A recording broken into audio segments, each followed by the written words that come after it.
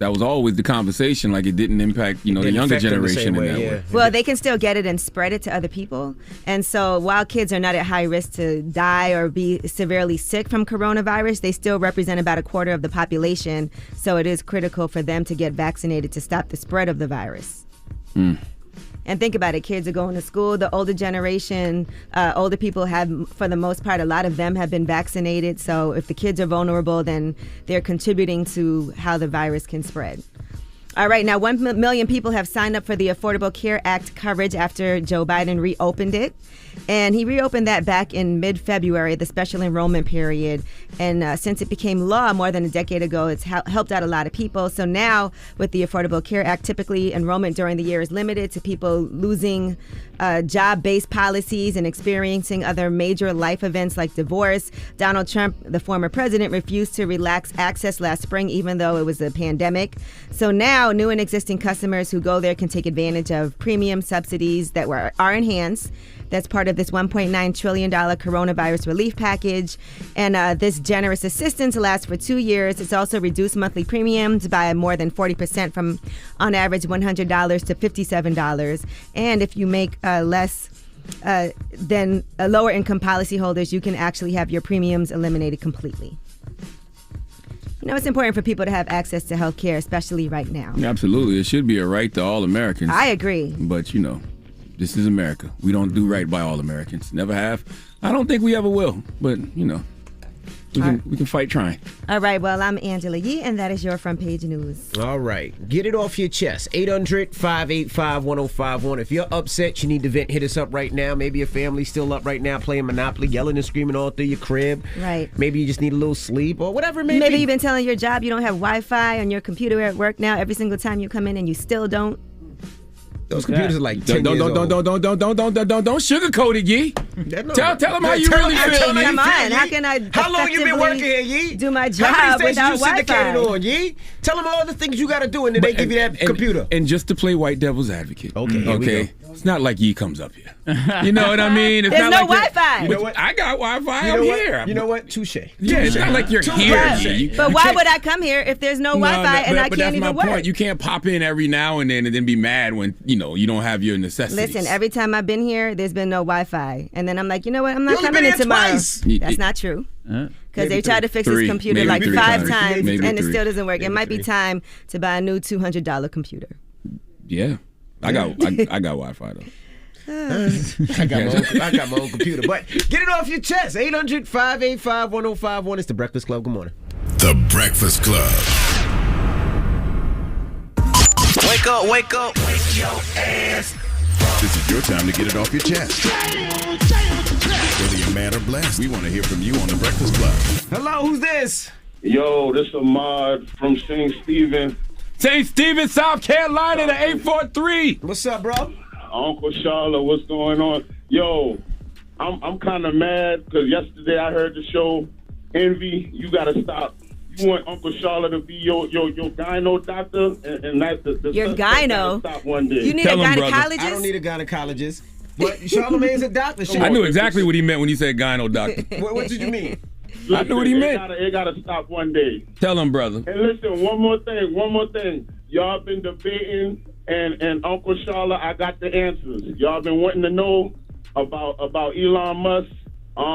So this what happened. So a few months ago, Elon Musk was on Clubhouse, right? And he said people got mad because he said, why are we slowing down the world for people that are already at health risk? So it's like, what side would you be on? Would you be on the side of should we stop slowing down the world for people at health risk, or is it survival of the fittest? I would ask him to explain. I would say explain. That's what I would have said to him. That's why people was mad, because he was like, yo, we slowing down the world for people that are at health risk, And people got crazy. upset. Now, I understand. Got you. That makes sense. Oh, and another thing, Uncle Charlotte. Yes, sir. You gotta pop up at my mom's. My mom's opened up a hookah bar in Mount Scorner, South Carolina, called Black Dior. Where I saw you at my cousin's spot. What's your? I saw you at my cousin's spot, Atlantis. Oh, You gotta yeah. pull up the Black Dior too. I'm gonna come. I'm gonna be down there. And Moscona on 52. I'm gonna pull up. I'm gonna be down there 4th of July. I'm gonna pull up. All right, brother. Get it off your chest. 800-585-1051. If you need to vent, hit us up now. It's The Breakfast Club. Good morning. The Breakfast Club. This is your time to get it off your chest, whether you're mad or blessed. So you better have the same energy. We want to hear from you on The Breakfast Club. Hello, who's this? Victoria. Hey, Tori. Hello, Get it off your chest, Victoria. mama. Oh, no, I'm calling to say that I'm graduating after being in college for 10 years. I did it. I persevered through all my trials and tribulations. So I'm the first in my family as well. So it's an amazing feeling. Why were you in college for 10 years? I had low self-esteem. I was depressed. I was homeless. I couldn't do it. I had very self-doubt. I took breaks in between. And then right before I finished my college journey, my grandmother died. Oh, that's horrible. And that's when I ended my semester. But I did it. Still. Yay! Well, What's your major? congratulations. Communications. Oh, salute Congrats, to you. mama. Thank you. We proud of you. You have a good morning. Thank you. That's right. It's not how you start, it's how you finish, and at least you finished. Hello, who's this? Hey, so this is Jessica. Hi, beautiful people. Good morning. Hey there. Hey, so I was calling. I'm originally from the 757, but I'm feeling really good today because I turned 32 on Mother's Day. Congratulations. Happy birthday. Happy Mother's Day. Thank you. Thank you so much. Angela Yee, I just want to say I love you so much. I think you're amazing. And, you're strong, beautiful, and I love the work that you're doing. Thank Charlamagne, shout out to you. Thank you. Dr. Charlamagne. Mental health. Important. That's right. We out here, baby. Mental health advocate over here. Proud mental health advocate. Hello, me too. Psychology major. Please, I need a job. Let me know. Oh, I'm going to send you a book. I'm going to send you The Unapologetic Guide to Black Mental Health by Dr. Rita Walker. Okay. Yes. That sounds good. Hopefully that'll put me on the right path. That's right. I'm gonna put you on hold and get your address. We're going to mail that out to you. Hold on, okay? Okay. All right. Sounds good. Hello, who's this? Hey, this is Jody. Hey, Jody. Get Hey, off your Jordan. chest. Good morning, guys. I listen to y'all every morning. Thank you. We Well, appreciate thank you. that. Good We morning. need it. I was just calling to get it off my chest that I had opened up a YouTube channel last year, and I've been going hard at it. And right now it's at a little standstill. So I thought about it. I should call the Breakfast Club. Okay. You guys promote everybody. And you help everybody. And anybody. We try. What's your page? So You better tell us. It's Jody43, one word, JODY43 on YouTube. All right. What are you doing on this page? Yeah. I do skits. I do challenges. I also do poems. I write. I'm a big writer. I know everybody can say that, but I also write. So I was saying, if I get through today and you guys check out my page and watch one of my skits, and if you laugh at it, I was asking, can you please put it on your social media? If it's funny, sure. If it's something that's worth sharing, absolutely. Yeah, send it to us. Let's see, or we'll go take a look. Okay. How do I send it? Tweet it to us. Yeah, I'm going to just go look. All right. If you want to check it out now, if you have time, it's JODY43, one word. And the skit that I want you to watch is Jamaican Sucker. All right. Tweet it to me and I'm going to retweet it. Oh, you said Jamaican Stalker. Sucker. Supper. Oh, supper. Sucker. Soccer.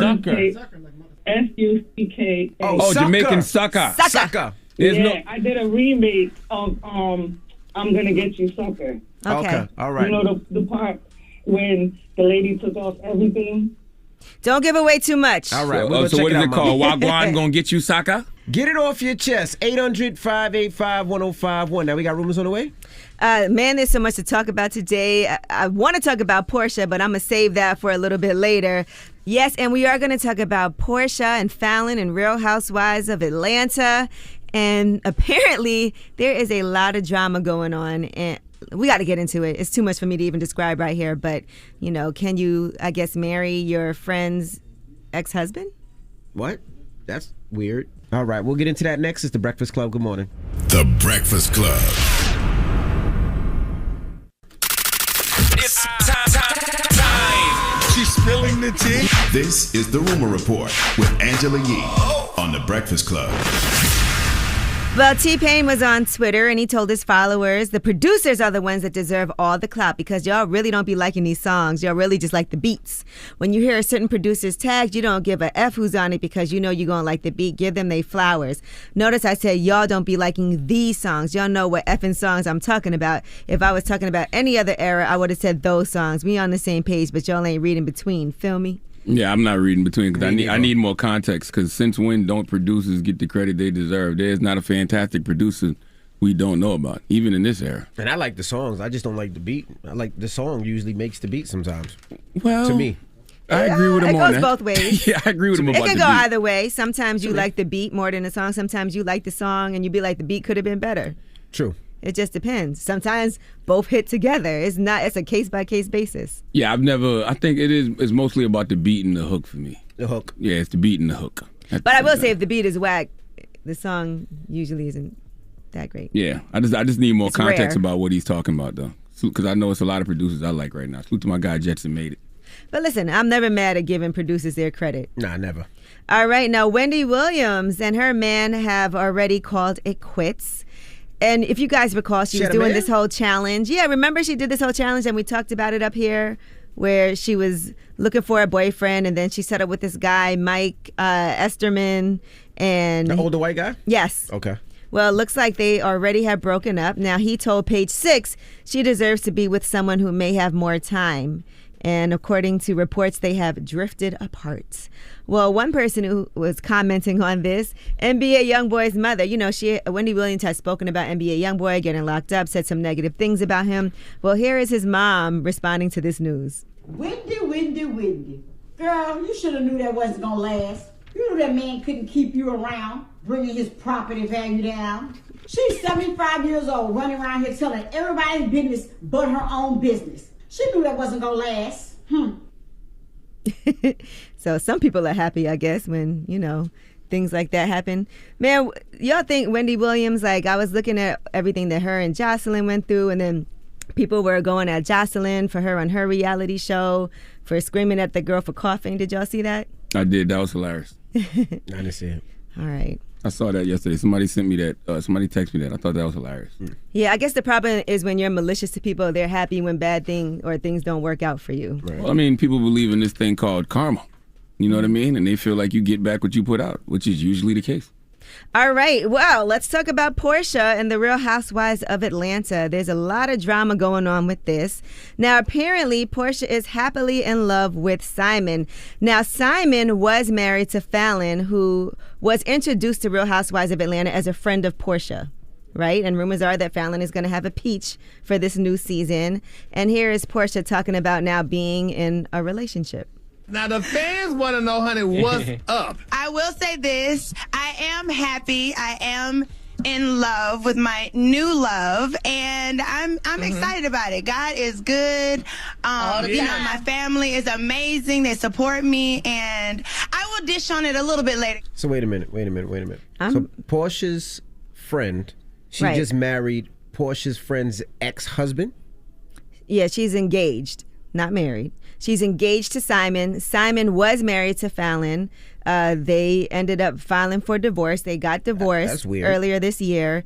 And, you know, okay, so just to reiterate their relationship, here is Fallon talking about how she actually met Portia. You came on as a friend of Portia's. So, what was y'all history? It was more so through Dennis and Simon. Okay. They knew each other. They were in the same industry. And at some point in time, Portia and I got to meet. And she was really sweet. She's always been very real and genuine.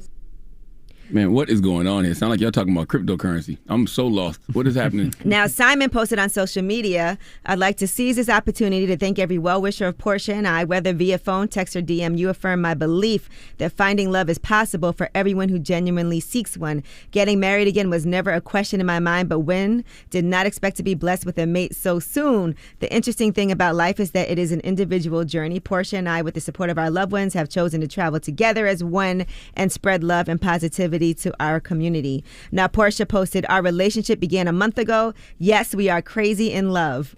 I know it's fast, but we are living life each day to its fullest. Put I your hand choose down, sir. happiness every morning and every night. Yes, Charlamagne. I have my hand raised because I have a question. Yes, Leonard. Who the hell is Simon? I don't know what the hell y'all I are just talking told about. you that. Who are these people? All right, listen, you know Portia, Of right? course I know Portia. You know Portia. Portia got a girl that's her homegirl that she brought on Real Housewives of Atlanta. You got that? Okay. That girl was married, right? Okay. Right? They all cool. Everything is good. They get a divorce. Okay. Now Portia marries the ex-husband. Well, Or about to marry the ex-husband. they're engaged. Now, Got Portia you. said, I get the optics, but Simon filed for divorce from a previous marriage in January. I had nothing to do with their divorce filing. That's between the two of them. Okay, she said, Fallon and I are not friends, and Simon's divorce has been settled. Our relationship is a positive, loving step forward in everyone's lives. All I know is, are the cameras rolling? Yes. Okay. Yes, the Well, cameras that's are definitely good, 'cause rolling. This sounds like some good stuff that shouldn't be on social media. I don't know what the hell's going on, but it sounds just nice told and messy. But for everybody reality is TV. digging in and seeing like past episodes and other things that That have been was said. cool. Now, Simon, when they actually announced that they were separating, right? Here's what he had said on the Neighborhood Talk. I'm no longer responsible for her financially. No, Fallon's not broke. I promise you. You guys just want something very salacious. How was the infidelity exposed? Just understand that I'm very good at what I do when I need to find something out. So people are saying that maybe he found something out about her. And, you know, that was the reason. That's all confused. It's a lot. It's a lot, but I'm sure we'll find out on the new season of Real Housewives of Atlanta. All right, I'm Angela Yee, and that is your rumor report. What? Okay. All of this is on Real Housewives of Atlanta. I They said said that. Fallon is getting a peach this season, so You don't know what that means. You don't watch it. I mean, he knows what getting a peach means. I do now that I thought You about it. may do. But if I was just listening, just driving around in the car, I'd be like, what the hell are they talking about? Right. That's So- all. Well, a lot of people watch Real Housewives of Atlanta. Okay, so that look at the story was for buzz. people who are in tune to the show. But even if you're not, it's a pretty Correct. interesting story.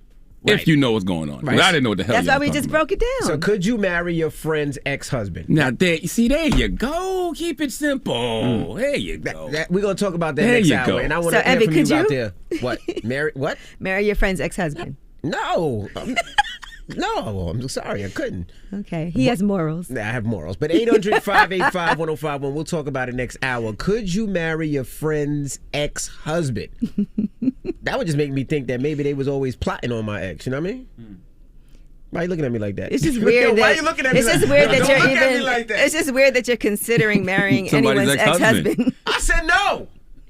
Hey, bro, I didn't know you was really like that. I thought we just played on like that for the radio. No, she asked me a question. I said no, I All wouldn't. right, bro, I'm not judging you. Okay? But the reason is because that's your friend. You know what? I- No, because I'm not gay. Well, you should have led with that too. You know what? didn't lead with that. I hate Y'all are y'all. very confusing this morning. You're confusing me. This is cryptocurrency this morning. I'm not messing with y'all. That was Doja Coin. Dogecoin, Doja Cat is a person. Yeah, anyway. Front page news is next. I'm sorry, y'all. It's the Breakfast Club. Good morning. The Breakfast Club. Your mornings will never be the same. Angela here, and the General Insurance understands that stuff happens, including lapses in auto coverage. At the General, they make it easy to get reinstated and will work with you to keep you covered. Call 800-GENERAL or go to thegeneral.com to find out more. Some restrictions apply. Hey, morning, everybody. It's DJ Envy, Angela Yee, Charlamagne the God. We are the Breakfast Club. Let's get some front page news. Now, congratulations to Russell Westbrook. He has set the NBA record with his 182nd triple-double. Beast, surpassing the mark set by Oscar Robertson in 1974. So congratulations to him. Mind you, this is the same guy who averaged a triple-double 2 seasons in a row. I think it might have been 3 seasons. I don't remember. It might 2 or 3 seasons. But drop on the clues bombs for Russell Westbrook. I really want to see Russell Westbrook on a team that's a contender, man, because that's too much wasted talent, bro. Yeah. Too much. The only other NBA players who have more than 100 career triple-doubles are Magic Johnson and Jason Kidd. And Oscar Robertson. Well, yeah. other than obviously Oscar Robertson, since he just broke the record. Yeah, Oscar Robertson as well. All right. Now, what else we got?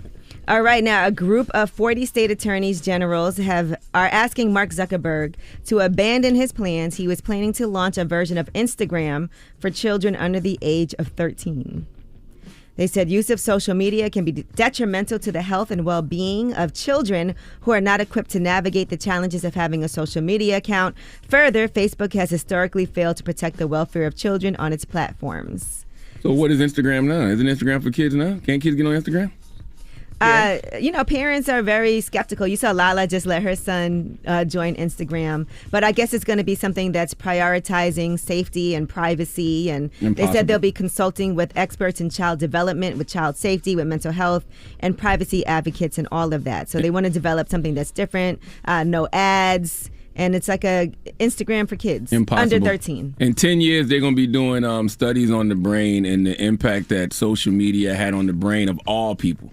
Because it impacts adults. It makes adults just as silly as it does the kids. It ruins the mental health of every single body. But I feel like a lot of kids are on TikTok, and obviously kids sit around and watch YouTube videos of other kids playing games. And that can't be healthy for your brain. Like, your brain needs to be doing activities, man. Like, you need to be reading. You need to be doing, back in the day, we used to do crossword puzzles. We used to have to look at maps. Crossword puzzles. Remember having to look at maps and having to figure things out? Like, you don't have to figure anything out anymore. No, they're not doing that anymore, puzzles. But that's why I put my kids in every activity, because I want to keep them as far away from the phone as possible. I put my daughter into things, and horseback riding. I hate. You got to stimulate the brain. I dislike horses. I'm scared of horses. But my daughter, I was like, I just want to put them in everything. Taekwondo, horseback, swimming, basketball, let's talk about horseback baseball. riding real quick for a second. Kentucky Derby winner Medina Spirit has tested positive for a steroid after the race. And now the trainer of that horse is saying that it's all because of cancel culture. Now here is what Bob Baffert had to say. We live in a different world now. This America is different. It was like a cancel culture kind of a thing. So they're reviewing it. I haven't been told anything. We're prepared to run. But you're here to say that Bob Baffert's team did not cheat to win the Kentucky Derby. We did not cheat to win the Kentucky Derby. I mean, I hate cancel culture too, but what in the hell does cancel culture what that has to to do with a horse that's tested positive for steroids? Yeah, it sounds to me like, folks are just holding that horse accountable, and he doesn't want to deal with the consequences of that horse's actions. I mean, in any era, if you get caught cheating, you will be held accountable. The horse had double the amount legally allowed in Kentucky racing, according to testing. And by the way, this trainer has had 5 horses in the past year test positive. All right. Now, Donald Trump has also weighed in and said, so now even our Kentucky Derby winner, Medina Spirit, is a junkie. This is emblematic of what is happening to our country. The whole world is laughing at us as we go to hell on our borders, our fake presidential election, and everywhere else. Oh, dropping the clues bombs for Donald Trump. That is hilarious. Drop the bomb, man. Come on, man. That's hilarious. You called a horse a junkie. Your horse is a junkie. Like the Your horse horse is was just on sitting there drugs. shooting up. Exactly. Your horse is an addict. Okay? He talking to him like he on crack, too, Canceled. not opioids. If the horse was on opioids, they'd have some empathy for him. You know what I mean? They're treating the horse like he's a crackhead. Okay? Well, that is your rumor report. Oh, my goodness. I mean, front page news. Sorry. Oh, my goodness. All right. Also, we're taking your calls. We were talking earlier about, could you marry your could you marry your friend's ex-husband? You said no. We'll talk about it next hour, 800-585-1051 if you have comments. But coming up next. Yes. The new woman book out today, State of Emergency. Tamika Mallory, State of Emergency, How to Win in the Country We Built. Her book is finally out today, available everywhere you buy books. It is the first book off my book imprint, Black Privilege Publishing, and there's nobody I would rather be launching with than Miss Queen Tamika D. Mallory. That's right, and we're going to kick it with her next, so don't move. It's The Breakfast Club. Good morning. The Breakfast Club. Yep, it's the world's most dangerous morning show, The Breakfast Club. Charlamagne the God, Angela Yee. We have a very special guest in the building. Today is the day her book has finally hit the ecosystem. Finally. Queen Tamika D. Mallory, State of Emergency, How to Win in the Country We Built. How are you, Queen Mallory? Doing well. We've worked hard on this project. Your first book. Yeah, the first book on my book imprint, Black Privilege Publishing. I'm ecstatic that it's you. I'm ecstatic that your story gets to be told, and it just feels like now is the right time. I think people got Tamika Mallory f***ed up. Well, clearly. I mean, that's a fact. What kind of label was this? Was it a labor of love? Was it a labor of hurt? Or was it just labor to write this book? It was labor of love and pain. This all happened right after the George Floyd speech that I made, when it was just the day after he was killed. I was in Minneapolis, and usually I prepare speeches and get it right and go through all the politically correct things, because I be having F words and everything in it, and I got to go back and take that stuff out. But I didn't care. I just said the truth, because what happened was they had started to change the narrative to looting and rioting and violence, because stuff was burning in Minneapolis. And when I stood up there and I started talking, I'm like, don't come to us about looting. Right now, we're talking about a man's knee in a black man's neck. That's and right. the thing is, we were just coming from Louisville, Kentucky. So we had just been with Breonna Taylor's family. Then Ahmaud Arbery happened right before that. And so now we're at George Floyd, and I decided to just tell the truth that day at the press conference, to talk about the state of emergency that we're in, and that we're just tired, like beyond tired. And obviously, people, it resonated because at the time I had 240,000 followers on Instagram. By the time I finished speaking, there was 1 million people on my page. You think, because you dedicated State of Emergency to your son Tariq, does he understand the magnitude of his mom's work? Child, listen. Tariq Ryans, he does understand, and he talks about it often. He knows what I've been doing, but I left my son a lot. Like, he has definitely suffered as a result of me helping other people deal with their children, you know? And that's one of the things that I talk about in the book. It's like, if you want to deal with, if you're a new person that's popping up like, yo, I want to get in this movement, I feel it, you know, I'm here. The first thing you got to do is deal with your own stuff, right? Your own family. But I understand from raising my son how hard it is to turn internal and deal with that. Because when I'm talking to him, I'm like, what kind of conversations are we having here? You supposed to just get it. And he's like, nah, because I know the real you. I know a lot about you, and you are not as perfect as you think you are. And that's a reflection of he and I and the dynamics of our relationship, where sometimes it's like, boom, but let me go out and help somebody else, child. I'm all over it. I got it together. I know the right things to say. You know, I'm out here changing lives. So that's a tough situation. And that's why I dedicated the book to him, because I wanted him to know this is what I've been doing. I'm sorry that I have not been there for you the way that you needed, but I love you. I love you so much that I'm doing this work. Absolutely. You know, Tamika, you have been doing this work for over 20 years. And I do think the timing for this book is perfect because you've also been getting criticism lately. And I know here on the Breakfast Club, we obviously know you personally and we know where your heart is. But then we've seen people being critical of you doing endorsements, or we've seen people saying, okay, Black Lives Matter and Tamika Mallory, you know, at the Grammys performing and she's doing this because she wants to get attention for herself and doing this to make money. So how do you respond, and how does that make you feel knowing that that's not where your heart is? Some people I could care less. Other people, especially when you have someone, a mom, you know, who obviously doesn't know me and has a real lack of understanding about who I am and how long I've been doing this and my commitment, that hurt. When people say you are trying to get yourself known, I don't know what they think. Like, the reason why I get the opportunities that I have is because I'm known. It's all distraction tactics. There is an actual attempt to distract and destroy the Black Lives Matter movement. I'm not talking about the organization. I know them very well. Love Sister Patrice, love them all.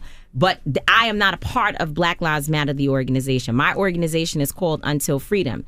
However, we get grouped in together, and people don't care what organization you're with. They're trying to destroy the entire movement. And unfortunately, they use people who look like us to be able to do it. This is not new. And by the way, most of the critics are people who are not outside. Like, I never see them on any street corner. I don't see them helping families. I don't see them doing anything. That's right. I often wondered, where were those people a few years ago when they were trying to strip everything away from you? Oh, well, that's a whole different conversation. You know what I mean? Like, most people, they don't even know the story. And by the way, once we start having those conversations, most of those people are like, oh, damn, I didn't know all of that. You know, and then it kind of changes. Like the Cadillac commercial. They were like, oh, you know, you worked with Cadillac. No, I didn't work with Cadillac. I actually worked with Spike Lee's, his ad agency or brand agency. Talk about that. Cadillac didn't approach you. Spike Lee approached you. Yeah, not Spike Lee, but his company approached me to do a spot with them for Women's History Month. And so they had a budget to put Black folks together to talk about Black issues and particularly Black women. And they didn't come and get me because I'm trying to make myself known. Again, they came to get me because they were like, no, we need your message as a part of this, because that's the whole point of this piece is to show different elements of, you know, Black women, activists, artists, entertainers. We're going to put all of that together. And they said, and we want you to be the central component, if you will, of the spot. I said, sure. There were some people who were like, oh, well, what about black men? I didn't know that we couldn't celebrate Women's History Month. It was Women's History Month. I didn't know we couldn't do that, Then they said, well, she has an endorsement with Cadillac. Well, I don't. But even if I did have an endorsement with Cadillac, a part of the deal is that they are distributing funds, resources, to organizations that do criminal justice work and, work with mass incarceration issues and other black causes, if you will. That's a part of the whole package deal of what's happening with their company. Do they have other issues? General Motors? Absolutely. And it's always going to be issues when you're working with white folks that own these big companies. Yeah, I never understood the backlash from Cadillac because we asked these corporations to make these kind of investments in our community. So they went to a black production company, Spike Lee's company, who came to a woman who was a leader in our community to be in a commercial talking about black issues. Right. For a car that we buy. For a car that we buy. We buy Cadillac. I've owned two in my life. I own one now. Me too. So what's the I did not understand that backlash. Right. Well, again, you got to look at the sources of the people with the issue. But I also have folks questioning why Cardi B, and Angela Davis in the foreword of your book. Oh, I definitely want to get to that. If you don't understand that, then I don't know what to tell you. Explain. Why do you have Cardi B as the forward? Well, first of all, you should buy the book so you can read it and understand the context. But Cardi is basically saying to Angela Davis, I'm unbuttoned as hell. I don't know all the laws. I don't have it all together. I'm just a regular girl who actually became successful based upon my art, right? So I'm not a typical activist. But I care about black people getting shot down on the streets. So, Dr. Davis, you are queen of all queens in terms of this movement. Is there space for me next to you at the table? And Dr. Davis... Don't give them all. Don't give it all No, away. I'm not. I'm going to say. And Dr. Davis responds to her. She tells a story about Nina Simone, who we know was an entertainer, but also a part of the movement. And so it's a powerful exchange. And I personally am a mixture between Cardi B and Dr. Davis. That's my truth. I believe you can twerk and work. That's my truth. Word. All right, we have more with Tamika Mallory. When we come back, don't move. It's the Breakfast Club. Good morning. Morning, everybody. It's DJ Envy, Angela Yee, Charlamagne the Guy. We are the Breakfast Club. We have Tamika Mallory in the building. Charlamagne? Even with the Grammy performance, right? And you got backlash for that. What bothered me about that was nobody talked about what you spoke about. Right. Well, you challenged Joe Biden. The conversation people are having now saying these elected officials are being so quiet about voter suppression and so quiet about them stripping away our civil rights. You challenged the president of the United States of America, but yet you had to deal with the backlash from your own people just because you were on the stage at the Grammys. Right. So I reposted and shared after everybody was, Joe Biden hasn't done anything for black people, which Dr. Umar, when he was here, that kind of sparked the conversation again. And a lot of folks were like, oh, that's right. Biden hasn't done this or that. Well, I would challenge that there has been some things done. Okay, so that's first of all. And one of them is that $5 billion is now being allotted for violence. And at the center of the conversation is black folks, because they had Erica Ford and others at the White House sitting in the Rose Garden, and they have opened up several city agencies, and I think that's like another $10 billion that people can access in mental health, like in healthcare and other areas. And so we as black people have to know how to access that, and there are a number of folks that are working on grants and other things so that we can help organizations get that money. I do understand that they're like, well, it's not just for black people. So I get it. I get the nuance of the conversation, but let's not ignore some things that have absolutely happened. Now, so I reshared the statement that I made, which I specifically said, Joe Biden, this is what we demand, right? But in every opportunity that we get, it doesn't matter if you get to say 1 word, 5 words, or 100, we should be using it as an opportunity to challenge the institution, if you will. Now, the night of the Grammy speech and that next morning, it was the media, all my alerts, the Google alerts were like, Tamika Mallory challenges Joe Biden. And in fact, people were calling. I think you called me and said you got a call from somebody like, why does she have to say why does she have to say that? We're trying to do the work, blah, blah, blah. So we were on the right track. And then the mess started, and that shifted the conversation because this is what I know. What I know about our oppressors is that they sit back, they'll do their own work, their own dirty work. But if they learn that we're willing to do it for them, they sit back, they step back, they say, oh, okay, we don't even got to worry about it. That's right. Because they fussing over something else. And then they put their bots and their trolls in the mix. And so they take the messaging, whatever you saying, this person says, why is Tamika Mallory on the Grammys? And the next thing you know, you got all these fake accounts online saying the same thing because they're helping to be divisive.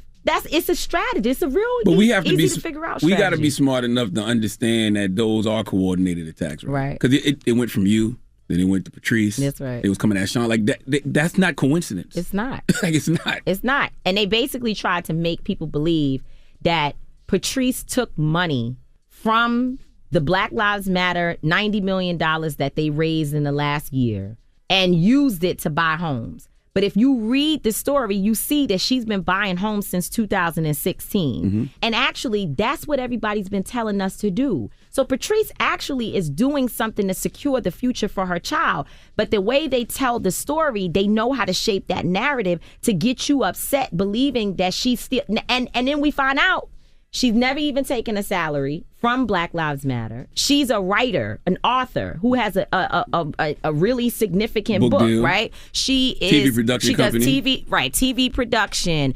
She's a speaker. She is a professor. You know, this girl's got a lot of other things going on, and yet they really did their best to make it seem like she stole money from the organization for her property. I do get, though, that there has to be accountability from organizers. There has to be accountability for Black Lives Matter. What are y'all going to do with $90 million? That's a lot of money. And That's it's right. a lot of people on these streets that's hurting. You know, I support you just because you are who you say you are.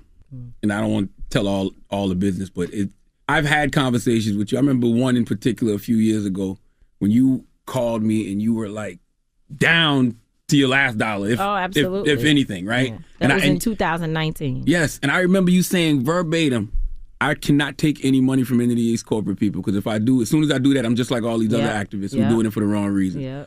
That right there told me everything I need to know about you. Yeah. And in that moment, you said, I need somebody black financing my organization. Yeah. 'Cause And, then you went and helped get Jay. Well, I didn't want to say Jay-Z. all that, but nah, yeah. Okay. Shoot. Cool. But I want the story. Yes, the truth is the truth. The truth is the truth. You went and called Jay-Z and said, Tamika and my son are out here doing this work and they need resources. You got to help them. And then he called us and had us to come in, and and they have supported our work. Salute to Rock Nation. And I have to say, Des, right? They came through and they said, we got y'all. I remember Jay called me on the phone one day, like, all right, so you really ready to do this? Because I'm not trying to put resources behind somebody that's not serious about what you're doing. He's like, I know I'm getting the message through this one, Charlamagne, and I want to talk to you to know who you are. He already knew Mice, so he already understood that. Mm-hmm. And we had a great conversation. And he was very supportive. And we have tried not to lean on them, but so much because we go out and we have our merch up, you know, our Until Freedom merch. People could go to untilfreedom.com and buy sweatsuits, which are actually like good sweatsuits and great colors. And a lot of people wear them fashionably. I know I do. So we have other avenues and ways that folks can support us. And you're right, Charlamagne. I was that year, not only was I broke financially, I was broke spiritually. Like I had to go to a drug treatment program that year because of all the stress from the Women's March. I got addicted to Xanax and other painkillers. Like I went through a lot that people have no idea about. And I was going through all of that because I decided and refused to speak against Minister Farrakhan. That's right. I said I don't agree with the minister on certain things that he says, and particularly some of the things that he was saying about the Jewish community. I was like, that's not my words, right? And we don't agree. And that's it. I was totally fine with that. I'm not in a position where I have no choice but to stand with somebody. I'm afraid to speak out and say I don't agree. I was able to do that. But I'm not going to use your language of you telling me that I have to denounce a black man. I think America does a great job of denouncing black men every day. And as a black woman who has a black son, that's not something that I was willing to participate in. And guess what? They stripped me as much as they could of everything. All my speaking engagements were canceled. Relationships that I had with people, there were folks leaving our organization. It was so painful. And I ended up getting in a situation where like I said, I was addicted. That's the fact. And then one day I woke up and was like, okay, I'm getting things back together. I don't need to take these pills anymore. And my bones was hurting. That's right. And I was like, oh, shoot, what do I do? I called Jason Williams, NBA All-Star, who I knew he had started doing drug treatment programs in Florida. And I called him and asked him would he help me. And he placed me in a program and they got me straight. So That's just the fact. It's just the truth. But my point with that story is if there was a time for you to sell out, if there was a time for you to compromise yourself, it would have been then. I'm on the phone with you and you're like, I'm not doing that. You refuse to compromise yourself. And so it's now, just like when I see people attacking you, I'm like, y'all don't even know her. Right. All right, we have more with Tamika Mallory. When we come back, don't move. It's the Breakfast Club. Good morning. Morning, everybody. It's DJ Envy, Angela Yee, Charlamagne the Guy. We are the Breakfast Club. We have Tamika Mallory in the building. Charlamagne? So explain Madam Vice President Kamala Harris, and explain, OG Jim Clyburn, people that I thoroughly like, but they still have to say things like America isn't a racist country. Why haven't politicians gotten the memo that we can speak truth to power? Well, the sad part with the VP, who I voted for Joe Biden because of Kamala Harris being on the ticket, right? So I hold her more responsible than him. And so it's sad because we know she knows. Because of the way she phrased the answer. Mm-hmm. She tried to say, well, it's not a racist country, but we got to deal with the racism in the country. And I get the point that she's trying to make is like, I'm not going to sit here and say all the people in America are racist, but we're talking about institutions and constructs. And we know that the foundation of America is as racist as ever, right? We know that. And it's sad that she's still not in a place to just say it. And I think she would have really won some points. That's right. With our community for just straight up saying what we know, because we already know. Clyburn, I have some other Representative Clyburn. It's always difficult because I know these folks very well. It's 25 years of relationships. I love Representative Clyburn. Same. Like, cool dude, good dude, but he's wrong. He was wrong on defunding the police. But now, just yesterday, here I go listening to Teslyn Figaro. I go to her page in the morning time yesterday, and she's on there like, yo, what is Clyburn talking about? He's talking about we don't need, as a part of the George Floyd Justice and Policing Act, to have the component that ends qualified immunity. Bruh, that's the only point that matters. Word up. And you have congressional members like Cori Bush saying we don't even want to hear it. Like, that's the part that has to be in. And I had somebody on my page, and that's why political education is very, very important. Somebody on my page was like, you need to deal with senators. The bill's already passed in the House. The congressional members are already on the page. It's with the Senate now. And so let's go after people like Manchin, who's a senator in West Virginia who votes like a Republican most of the time. He caucuses pretty much with Republicans. Yeah, we do have to go after them. But in every single strategy, if you pay attention to history, the first thing they have to do is to be able to get Black folks to go against other Black people. That's what they need as the solid foundation so that they can come and say, well, there actually isn't an appetite for us to pass this bill with this particular component, right? That's why they need somebody with as much power and influence as a Jim Clyburn to be the one to basically turn his back on us, because qualified immunity is the heart of the bill. That's right. I'm trying to understand, if you have the president saying we need to pass the George Floyd Justice and Policing Act by May 25th, the anniversary of when George Floyd was killed, why won't you go tell Chuck Schumer in the Senate to pass it, Mr. Whip Clyburn? That's right. Go tell him to do it. Don't break down on us now. Don't abandon it now. Use your spine. That's right. Don't pass it uncompromised. That's what they're trying to do, right? Like, they're trying to compromise it. Like, don't let it be compromised. Trying to say, take this out, then it'll pass? No. No, because it's pointless. I don't want no symbolic passing of the George Floyd Policing Act on George Floyd's birthday or the anniversary of his death, whatever it is. I don't want that. I want something that has some teeth in it. Right. I promise you that I can surely speak today on behalf of George Floyd's family. I believe they would be fine with me saying this. If not, I'll get in trouble, but I won't. If you pass it on June 1st, that'll be fine with them too. All right. You know what I'm saying? Like, don't try to make the date the thing that since we trying to get this date, we need to compromise. Don't do that. Don't sell them out like that. Now, Tamika, I know in your book you also talk about how accountability, right? If you see something going down, you have to make sure that you are either there recording it, that you intervene, you let people know I'm watching, I'm seeing what's happening. And I saw you posted something about yourself getting harassed also, right? And attacked. And I saw you post that you were with Reverend Marissa Farrow in the bar at the hotel lobby. And you said the security officer had one job. He did nothing. He called us bitches. He put his hands in our faces. And you said, I'm tired. I'm just going to bed. So yeah, I was tired and had to go to bed because I had to actually physically protect myself in this particular situation. You know, the story is long and exhaustive, and we won't get into it today. But there are some white folks that really feel emboldened, and either they're going to get themselves harmed really bad, or some of us are literally going to lose our lives, because I'm not of the turn the other cheek generation. And I know I need to grow up, and I have too much to lose and all that stuff that people tell me. But if you get attacked, you get attacked. But if you come into my space, they attacked us. They called us out of our names. Totally disrespectful, violent, dangerous.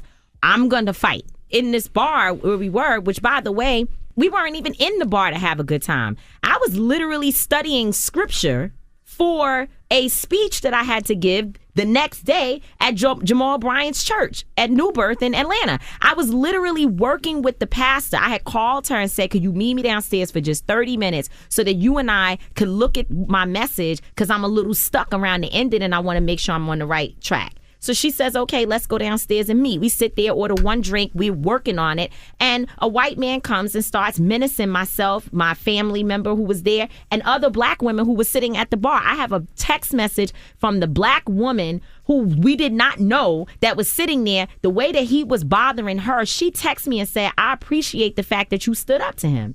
Because nobody else, the security was doing absolutely nothing. And if you don't speak up in that situation, then you make it harder for the next black person, because then now that guy or woman thinks that behavior is cool, and they will continue to do that to other black people. What I promise y'all is that him and his wife now know the next time they see some black women, they're going to go in the opposite direction. Okay? That's what I'm going to promise you. Is there a video? Well, I'm sure people would tape it. And there's cameras.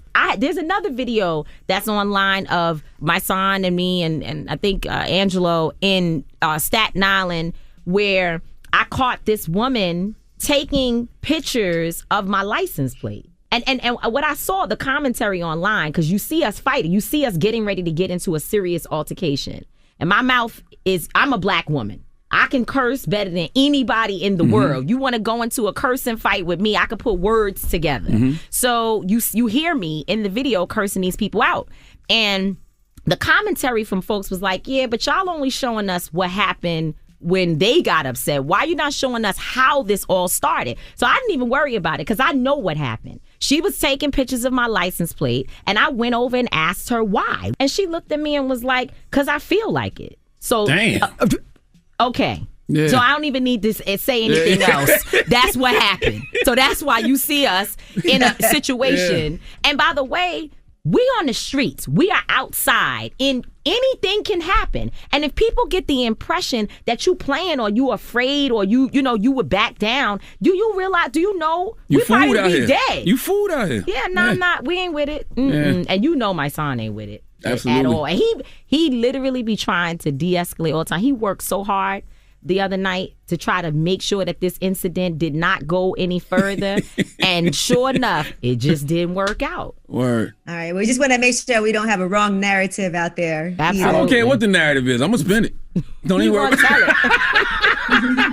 Don't even worry about it. Tamika Mallory, State of Emergency, How to Win in the Country We Built, is available everywhere now. That's right. I'm happy that you are a leader, Tamika. I'm happy that you exist. I'm happy to be a part of this journey with you on your first book. First book. Because it won't be the last. No, because we have another book. Hey, man. We got a publishing company. We do. This is our publishing company. So now listen, you're going to be on virtual book tours all week. I hate that you got to do virtual book tours. Hopefully it's only for a week or two and then you can get on the road. Well, actually, it's kind of good that it's virtual, because I don't know if we would have been able to get Kendrick Sampson and, Jeezy. And tonight we have Taraji P. Henson as a part of the tour. Yep. We got Tiffany Haddish on the tour. So those people probably would not have been able to do the dates if it weren't for the fact that, it's virtual, so they could just pop on the Zoom, but you're hosting one tonight. Yes, for the Scranton Bookstore. Yeah. You can go to TamikaDMallory.com, TamikaDMallory.com,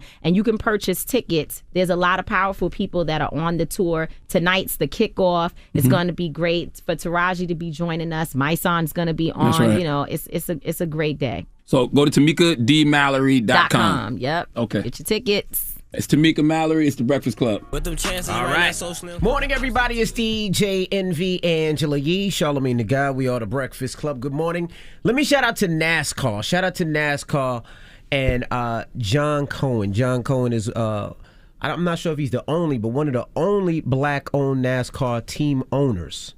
So I just wanted to shout him out this morning. He hit me up, and they will have the NASCAR at the car show this year. So if you have never seen a NASCAR up close and personal, one will be at my car show in Atlanta, and it's a brother that owns it. Shout to John Cohen. You know John, right? Charlamagne? He gets cut at the shop all the time. I don't. Brothers from Newark, man. So, shout to him. Owns his own NASCAR. That is dope. All right. Well, let's get to the rumors. Let's talk. J. Cole. Listen up. It's just in. All the gossip. The Rumor Report. Gossip. With Angela Yee. It's the Rumor Report. The Breakfast Club. Well, let's talk about producer Jetson Made. Now, of course, he's one of the most sought-after producers in recent years. We all know him also from working a lot with DaBaby. He did an interview with Our Generation Music, and he talked about actually turning down an opportunity to work with Rihanna for J. Cole. Bro, I was really supposed to go work with Rihanna. I swear to God, I skipped out on that to go work with Cole. Shout out to Rihanna, though. I hope we can get in there. It was more personal, bro. It was like, bro, Cole reached out to me personally. No. Like, come on, I'm at this man's house. I'm like, that. I'm going with this. I would have been too nervous around Rihanna anyway, bro. I love Rihanna. I get why Jetson Made it feels that way. J. Cole from North Carolina, Jetson from South Carolina. It's a Carolina connection. Like he said, it's personal. Jetson like 23, so he probably been admiring Cole for the longest because he's a brother from the Carolinas who was on. So I can easily see him wanting to work with Cole over Rihanna. Of course. Well, he said also Cole reached out to him personally. He was like, I'm at this man's house. But it was one of the toughest decisions, he said, that he ever had to make. Salute to my guy, Jetson Made it. That's my guy. Drop on the clues bombs for Jetson Made it. Jetson Made another one. All right, now let's talk about J. Cole's documentary, Applying Pressure, the off-season, that is out. That came out yesterday. And, of course, J. Cole has shared that as we're getting ready for his new album to come out on Friday. Now, one of the things that he talked about was how the off-season actually came together and him being kind of complacent. This past 5 years has been a fight against comfort. I was chilling. What I noticed was with that feeling of comfort, I'm like, damn, this is the moment that a lot of your favorite rappers hit a crossroad where they did what the they set out to do, and then the fruits of their labor started working against them. That same energy and that same passion they put into the craft was gone, and it was replaced by comfort and luxury. All right. In addition to that, he's got a lot of music and he's got more albums that are supposed to come out, right? So here's what he had to say about kind of hoarding this music. There's songs on here in this whole fall off era that I've been sitting on for years, just tweaking, making better. Even like a Middle Child, that was for the fall off. But then I'm like, do you really want to wait to drop this song? So I'm like, yo, we just put out Middle Child as a single, and that went crazy. Now normally I would just hoard that. And similarly, yes, I've been hoarding songs because I'm like, no, I made this for the fall off. This is too special. Now, over the years, they've gotten better. Maybe some of them have fallen to the wayside, you know what I mean? And they won't make it. I'm highly anticipating Cole's album on Friday, but he acting like he was gone for a long time. He wasn't gone he hasn't been gone like Kendrick. When KOD was 2018, then they put out Revenge of the Dreamers. It's not like he's been away. Well, he's got a lot of music, though, and, he's supposed to be putting out It's Boy, The Fall Off later on down the line. So this album is the first of 3 albums off-season that he's planning to do. I'm very interested in hearing it. And then as far as features, here's what J. Cole has to say about that. Yo, when somebody bring you a feature, say yes. Do you really want to look back and be like, you didn't work with nobody? You didn't have no songs with nobody. That you just cool with that? No, okay. So start saying yes to some features. Similarly, it was like that with letting people know, yo, the off season, It's a Boy, the fall off is coming. It's like, yo, now that the possibility of not doing this seems real and I'm at peace with that, don't have a regret. Who's he doing this interview with? This is his documentary. Oh, his documentary. Okay. What does he mean by that, though? When somebody comes to you with a feature? He's saying do more features. Yeah. He said you don't want to be that artist that just has no features, just all you by yourself. Challenge other artists. I guess that's what he's saying. But didn't we gave Cole props for like going platinum with no features? Yeah, on his album, but now he's saying, and he's done it already, so now he wants to make sure he's working with other artists. Collaborations are not a bad thing. No, not at all. I don't think so. All right, well, that is your rumor report. Okay. All right. Thank you, Miss Yee. Charlamagne, who you giving that donkey to? You know, Bob Baffert needs to come to the front of the congregation. I know y'all like, who the hell is Bob Baffert? You never heard of him? Me neither. We can learn together. Before after the hour. All right. We'll get into that next. It's The Breakfast Club. Good morning. The Breakfast Club. Your mornings will never be the same. What up, y'all? It's DJ MV. Remy Martin wants to give you the experience of a lifetime to see Usher live at his Las Vegas residency. Now through May 16th, visit winwithradio.com/Remy to enter and get rules. Don't be out here acting like a donkey. Hee-haw, bitch. Hee-haw. It's time for Donkey of the Day. I'm a big boy. I could take it. If he feel I deserve it, ain't no big deal. I know Charlamagne guy gonna have some funny shit say out his mouth. If you gotta say something you may not agree with, doesn't mean I'm mean. Who's getting that donkey? That donkey. That don't. Donkey of the Day right there. The Breakfast Club, bitches. You can call me the Donkey of the Day, but I mean no harm. Yes, Donkey of the Day for Tuesday, May 11th goes to Bob Baffert. Who is Bob Baffert? You never heard the name? Good, me neither. So we learning together, okay? He is the trainer of Medina Spirit. What is Medina Spirit? You never heard the name? Good, me neither. We learning together. No, it's not a deodorant or fragrance they sell at a gas station. Medina Spirit is a horse. And Bob Baffert is the horse trainer. Now, Medina Spirit is not just any horse. Medina Spirit won the Kentucky Derby. What is the Kentucky Derby? You never heard of it? You a lie, okay? But if you haven't, it's simply a horse race held every year in Louisville, Kentucky. Almost always on the first Saturday in May. Salute to everybody who listens to us on 93.1 The Real in Kentucky. Drop on a clues bomb from 93.1 The Real in Kentucky. Now, this is just an observation from Dr. Leonard McKelvey. The Kentucky Derby is like white people's Easter Sunday. Okay, white people dress for the Kentucky Derby the way older black women down south dress for Easter Sunday. Mostly with the big hats, though. Okay, that's just my observation. White women wear big Easter Sunday hats at the Kentucky Derby. Now, Medina Spirit won the Kentucky Derby, but the celebration was short-lived because the horse tested positive for some type of performance-enhancing drug following the race. Let's go to WLKY CBS 32 for the report, please. I didn't do anything, and when you're innocent, in this game, you're guilty till proven innocent. Hall of Fame trainer Bob Baffert has been under increased scrutiny since 2018, when Justify had a positive drug test in the Santa Anita Derby. It came just weeks before Justify won the Kentucky Derby and Triple Crown, but Baffert won on appeal. Fast forward to 2021, and Baffert's Medina Spirit wins the Kentucky Derby, but had a positive drug test for trace elements of beta-methazone, an anti-inflammatory also used by humans, not a performance enhancer.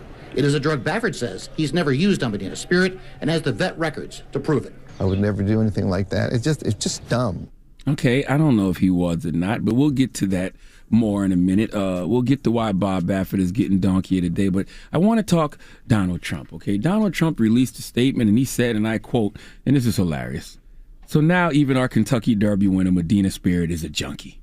This is emblematic of what is happening in our country. The world is laughing at us as we go to hell on our borders, our fake presidential election, and everywhere else." The reason I quoted whatever, I don't know if that was a tweet or whatever that Donald Trump said, is because none of those things Donald Trump is talking about have to do with this story.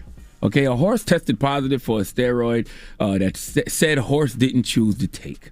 I thought black people were the only creatures on this planet who get blamed for the conditions that someone else put them in, but clearly horses are in that category too. Donald Trump acting like this horse is sitting up somewhere, tying something around his hoof, shooting dope up in his hock. Okay, also clearly Donald Trump thinks this horse is on crack. If this horse was on opioids, they'd be saying the horse was sick and trying to get the horse some rehab. Trump called this horse a junkie, which means he thinks this horse should be in prison for life because of his addiction. But keep in mind, once again, nothing Trump was talking about has anything to do with any of this. He said the horse is a junkie. How? How do you not blame the trainer for allegedly shooting him up with the performance-enhancing drug, and then you say the world is laughing at us as we go to hell on our borders, our fake presidential election, and everywhere else? None of that has anything to do with anything, just like Bob Baffert's defense of this situation has nothing to do with nothing. Listen to who or what the horse trainer Bob Baffert is blaming this on. Go to Fox News. Is there a chance they may punt and not allow Medina Spirit to run this weekend? Well, I haven't heard anything officially. We live in a different world now. This America is different. It was like a cancel culture kind of a Stop thing. right there. Stop right there. Bring it back. Cancel culture. Bring it back. Is there a chance they may punt and not allow Medina Spirit to run this weekend? Well, I haven't heard anything officially. We live in a different world now. This America is different. It was like a cancel culture kind of a thing, so they're reviewing it. I haven't been told anything. We're prepared to run. Cancel culture? I mean, Bob, listen, I think cancel culture should be canceled too, simply because it holds people to a standard of lifelong perfection that's impossible for any human to meet. But what in the hell does cancel culture have to do with this situation? Did the horse Medina Spirit have some old inappropriate tweets about how he doesn't approve of gay horses? Did another horse accuse Medina Spirit of sexual assault? Did the horse tweet, "All horses matter"? How is cancel culture to blame for a human shooting the horse up with drugs? Y'all might as well ask the horse Medina Spirit what was it wearing the night it got violated, because y'all doing a lot of victim blaming on Medina Spirit.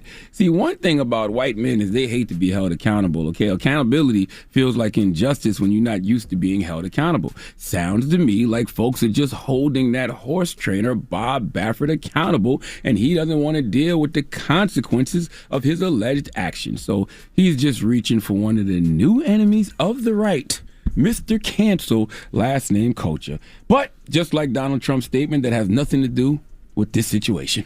Please let Kathy Griffin give Bob Baffert the biggest hee-haw. Please give this giant jar of mayo the biggest hee-haw. And for the record, in any era, if you get caught cheating, you're going to be held accountable. Okay? Cancel culture has nothing to do with it. All right. Well, thank you for that donkey of the day. All right, when we come back, let's open up the phone lines. 800-585-1051. We were talking about this in the rumors earlier. What happened with Portia, Yee? Well, apparently Portia is engaged, and she's engaged to a man named Simon. Now, Simon was on Real Housewives of Atlanta with his wife at the time, Fallon. Fallon and Simon have since broken up, and Fallon was introduced to the show as a friend of Portia's. So people are looking at it as Portia is now engaged to her friend's ex-husband. All right. Well, let's open up the phone lines. Let's ask the question. 800-585-1051. Could you marry your friend's ex-husband? All right. Let's talk about it. 800-585-1051. Phone lines are wide open. It's The Breakfast Club. Good morning. The Breakfast Club. It's topic time. Pick up the phone, baby. Call 800-585-1051 to join into the discussion with The Breakfast Club. Talk about it. Morning, everybody. It's DJ Envy, Angela Yee, Charlamagne the Guy. We are The Breakfast Club. Now, if you just joined us, during the rumors, Yee was talking about Portia from Real Housewives of Atlanta. Now, what happened, Yee? Well, apparently a friend of Portia's on the show, Fallon. She was introduced on the show as Portia's friend. Fallon and her husband, Simon, are divorced. And now Portia is engaged to Simon. That just sounds crazy. So you're engaged but to your Portia friend's is saying that's ex? not her friend. But they was friends on the show. You know what's interesting? Fallon did say that they were introduced to each other through their husbands. Or through their men, through Dennis and through Simon, But knew they each were other around each other. They hung out, business-wise. they did So dinner. yes, they were all around each other. So, but maybe to her, they were just conveniently friends because Of the show. their men. Correct. So I guess the question is 800-585-1051. Could you get engaged to about to marry your associates? We'll say associates because they weren't friends, you're saying. Right. I mean, listen, I don't know how close they for real are in real life, but she was introduced as a friend of Portia. I think that's what confuses everyone, right? Could you do it, Yee? No. I have like a really strict rule. Even if we're not super good friends, like I'm not dating somebody that, but I also will say this, you never know what can happen in life. And sometimes when people are around each other a lot, you see it happen all the time, right? You end up being familiar and comfortable with each other. The two of them are divorced, so I guess it's open territory. She's not necessarily doing anything that's wrong because it's not like, he's still married, but it would just feel weird to me. Okay. What context do we have, though? What do you mean? Like, what do we know about this situation? She just told you everything. But I'm saying, was Portia and this young lady like really, really good friends, or did she just introduce her for a TV storyline? I mean, she's been to her house. You see that on the show. Yeah, but that's what just makes for it hard to TV. judge, That's though, my- because but- it's reality TV, so we don't know in real life. Exactly. So I don't understand how everybody's coming to all of these conclusions based off what they think they know. Like, But from what you do know, you can, say, No, okay. not really. Because we're saying that they're friends. That probably was just for TV.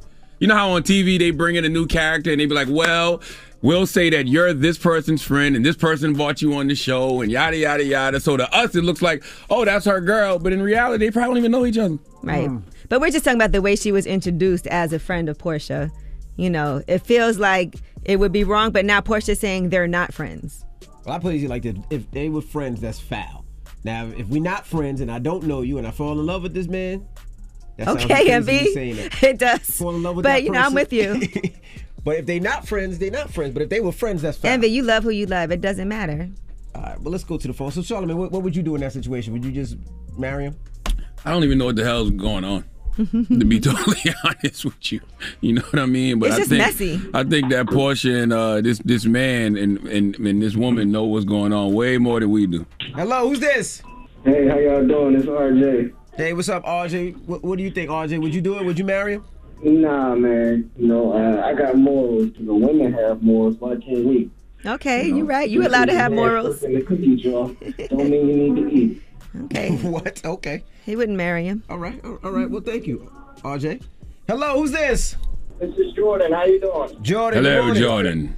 What's up, guys? Good morning. Good morning. Now, would you marry him, Jordan? My best friend's girl? Yes. No, I mean, I was. They're not best friends. Exactly. Nobody said that's not her best friend for sure. Y'all making it sound like that though. No, Y'all we kinda didn't. I swaying said she the was jury. introduced on the show as friend of Portia. That's a fact. Y'all kind of swaying the jury a little bit. No one said best friend. It does sound like you guys. I mean, listen, I'm not friends with nobody. I'm acquaintances with people. If somebody's my friend, I consider them my best friend. What? Come on now. And if it's the truth. And if Portia said they not friends, doesn't that tell us all we need to know? Okay. Well, 800-585-1051. We're just asking, could you marry your acquaintances or associates' ex-husband? Maybe not friends, but been in the crib, y'all had dinner with each other, y'all double dated, all that. Talk to us. It's The Breakfast Club. Good morning.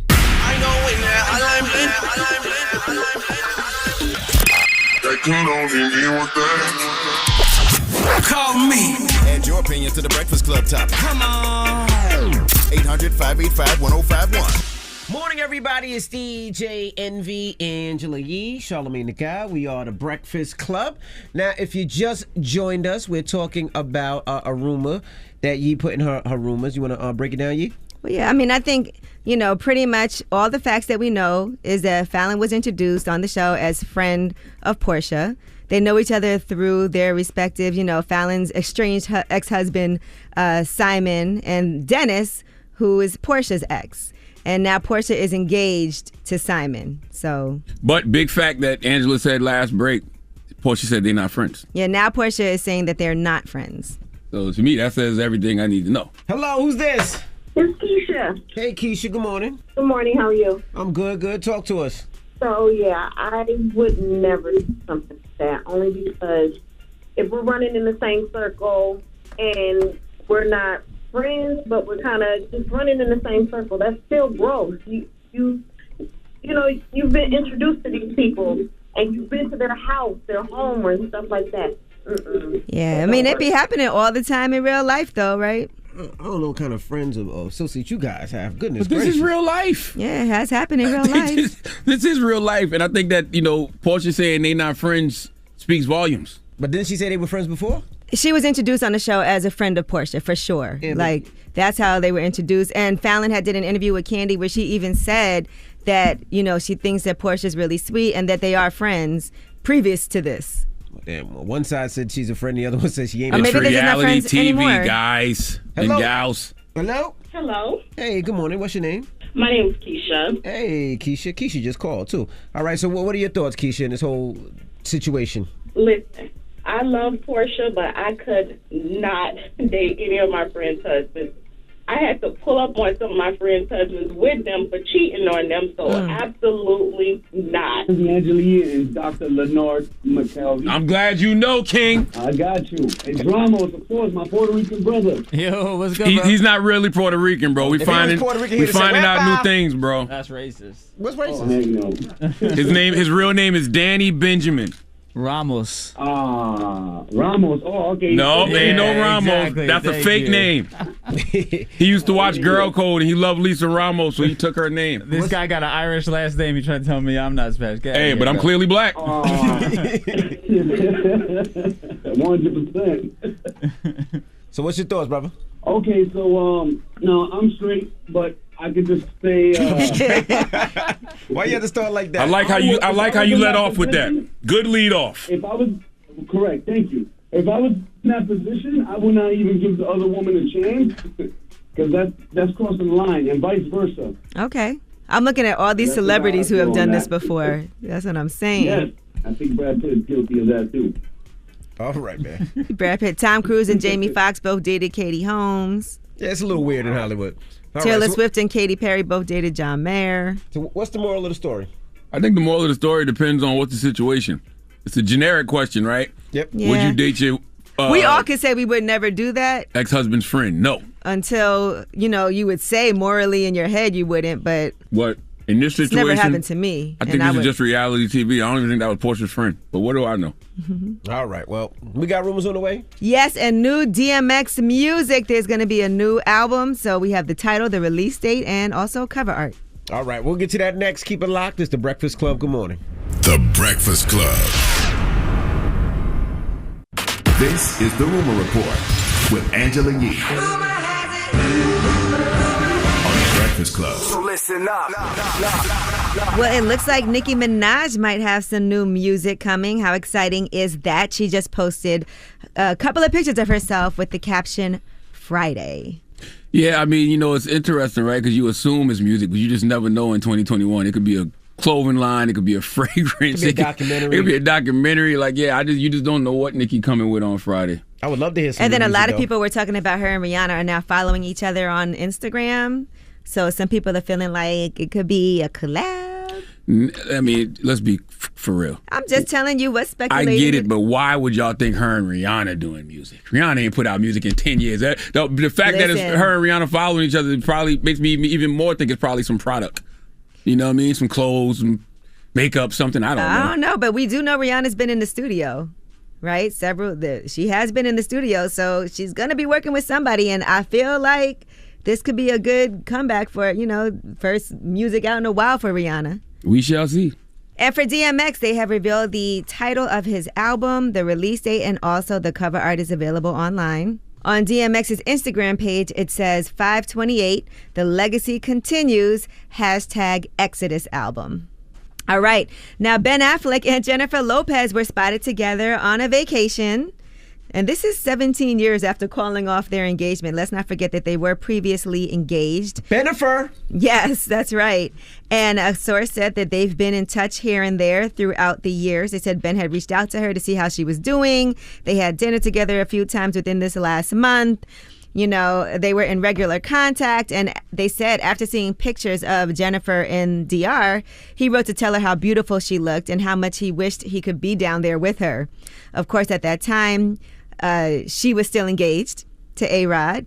And they said, according to sources, so you gotta watch these sneaky TMZ. dudes, man. They said the emails why are you so mad? You gotta watch the these emails sneaky- also referenced J-Lo's love for Ben's writing and included a line about him being able to own her heart with his pen. According to these reports, they continued emailing each other back and forth while she was shooting, and that wrapped in late April. They said there was no physical contact or rendezvous between them during that time, but those emails do add some context to why they seemingly got back together so quickly. Man, you gotta watch these guys. I'm here trying to get my life back together with my girl, my fiance, and here the ex coming, ex-fiance, writing. Oh yeah, you look good, you look nice, man. You gotta watch these. Listen, guys. that's why she was able to be able to. You know what? I'm not dealing with this anymore. She already been emailing. Damn it, man. All right. Now Lizzo was doing a very emotional TikTok video where she was crying, and she started off talking about being very depressed. You know that part of sadness where you feel like a burden on everyone and annoying and nobody cares about you. It's like, yo, I'm already sad. Gotta add insult to injury that I have no one to talk to about it. I don't want to feel this way anymore. I want to feel like I do have someone to talk to. People do care about me. I am loved. I'm not alone. That's how I want to feel, but I don't feel like that. Then she said that she was glad that she spoke out. Thanks, guys. I'm feeling better. I had a really rough night and a very emotional morning, just thinking about my relationships and life, and you know how it is. It gets dark. I'm definitely glad I reached out in any way that I could. To feel received and seen and heard really, really helped me. I'm not crying anymore. Thank you so much again. I love you guys. And if you're going through things, just know you're not alone. Now, according to Lizzo, she's also feeling better now. And here's what she did to actually make herself feel better. Took a bath, talked to my therapist, talked to my medium, breathed, focused on gratitude, tricked my dopamine levels by getting excited about something in the future. And now I'm in bed. I do feel better. Journaled a little bit, read a little bit. All right, well, that's good. She was very transparent about everything, and I'm glad that it all worked out for the better. And that's why your therapist tells you to feel your feels. You know what I mean? Whatever you're feeling, express it and then go deal with it. That's the beauty of, like, you know, dealing with your mental health, when you know what you're dealing with and you know how to make yourself feel better. All right, and Dave Chappelle and Talib Kweli and Yassine Bey, a.k.a. Mos Def, their podcast, their first episode has come out, Midnight Miracle. And in that podcast, Dave Chappelle is talking about running into Robin Williams outside the comedy club. And here's what happened next. Rest in peace, Robin Williams. I got to tell you, I bumped into him at FTC on Haight Street. And I was like, hey, you know, couldn't have been nice. I didn't know him that well, but I knew him from around. I said, I'm doing a show at the Punchline, you know, blah, blah. And he was very gracious, but didn't give me any real inclination that he'd show up. And he did. And he sat in the green room, and I could tell from his swag, oh, this wants to go on. And a lot of times in comedy, that's some pecking on it. Feel funny if another headliner show up to this show, but not him. Now, at the end of the night, Mos Def also, by the way, had been in the audience, and Mos Def got up on the stage and apparently did some stand-up while Dave went to the bathroom. They were all on stage together, Robin Williams, Dave Chappelle, and Mos Def. Here's how it went down. And at the end of the night, it was me, Mos, and Robin on stage killing it. Just like we're doing right now in the jam session, just chomping it up. But Robin is a wild dude. And every once in a while, he pumped the tempo up. He wanted to rhyme with Mos. Mos was rhyming with him. It was dope, though. Wow. Mos, do you have bars, Mos? Yo, I was just tripping. Like, Robin Williams is really going for it. Like, yo, we about to do a cypher right now. Right. Yeah, that's so ill. Well, it definitely sounds like an epic night. Imagine being there and seeing the three of them, I'm sure, on stage, the most unlikely trio. All right, well, that is your rumor report. All right, thank you, Miss Yee. Now, shout out to Revolt. We'll see you tomorrow. Everybody else, the People's Choice. Oh, and listen, too, man, happy born day to the Honorable Minister Louis Farrakhan. Today is the Honorable Minister Louis Farrakhan's born day. He's 88 years young today, man. Wow. So drop one of the clues bombs for the Honorable Minister Louis Farrakhan. I mean, that man's been on the front lines fighting for black people for well over 60 years. So salute to the Honorable Minister Louis Farrakhan. All right. Well, let's get to the mix. It's the Breakfast Club. Good morning. Morning, everybody. It's DJ Envy, Angela Yee, Charlamagne the Guy. We are the Breakfast Club. Let me shout out to NASCAR again. John Cohen, one of the few black owners of a NASCAR team. I think Michael Jordan owns a team. I think Nelly's part of a team, but he owns a team too. Brothers from Newark, New Jersey, and he will be at the car show. He's bringing NASCAR to the car show, which is pretty dope. So all you kids and guys out there that want to see a NASCAR up close and personal, it will be at the car show. I'm excited about that. First time I'm going to get this check one out as well. Also, we got a shout out to Tamika Mallory. Her book is in stores right now, State of Emergency. Man, State of Emergency, How We Win in the Country We Built. It's available everywhere you buy books. The audio book is out. The e-book is out. The hardcover copy is out. This is the first release off, Black Privilege Publishing, which is my book imprint. I like to say our book imprint, though. And, I got a lot of titles coming out from a lot of different authors over the next few years, but there's nobody I would rather launch with first than Tamika Mallory, simply because Tamika inspires me on a whole lot of different levels, man. And she's just one of these people who has found her purpose in life, and her purpose is definitely service to others, and she's out here fighting a fight that's bigger than all of us. So salute to Tamika Mallory. I hope y'all go out there and grab State of Emergency, How We Win in the Country We Built. I hope y'all enjoy it, and I hope y'all learn something. I can't wait to see how this book shakes up the ecosystem. All right. All right, when we come back, positive note, it's the Breakfast Club. Good morning. Morning, everybody. It's DJ Envy, Angela Yee, Charlamagne the Guy. We are the Breakfast Club. All right. Charlamagne, you got a positive note? Yes, I have a quote, man, from Henry Ford. You know what I'm saying? This is a great quote because, you know, it just puts a lot of things in perspective. Henry Ford said, "Coming together is a beginning. Staying together is progress. But working together is success." Remember that. Unity and group operation is always a must. Breakfast Club, bitches! Y'all finished or y'all done?